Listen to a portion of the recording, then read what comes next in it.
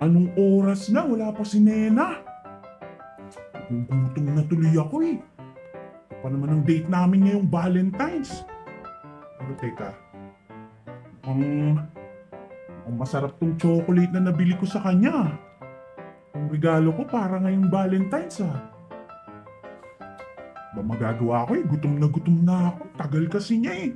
Teka nga, matikman ko nga. Di naman siguro halata.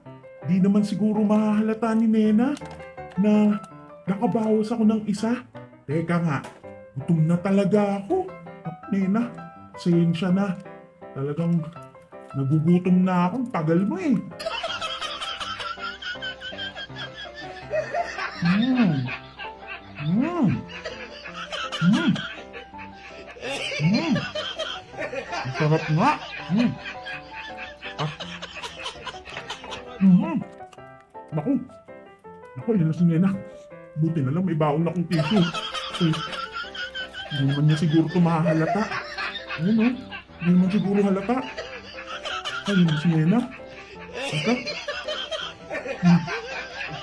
Naku. Ayun na nga si Nena. Teka. Teka muna. Ayun na nga siya. Naku, Pedro, pasensya na ha. Na-late ako ngayong date natin.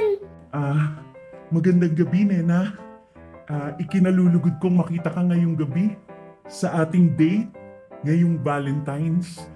Nga pala, Nena, meron akong gustong ibigay sa'yo. Bulaklak at chocolate. Sana magustuhan mo.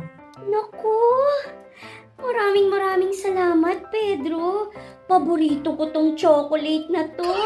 At, ang bango ng bulaklak na to. Rosas, gusto ko talaga to, Pedro. Kaya, thank you ha. Alam na alam mo talaga yung mga paborito ko. Naku, gusto ko tong chocolate na to, Pedro. Thank you. Happy Valentine's.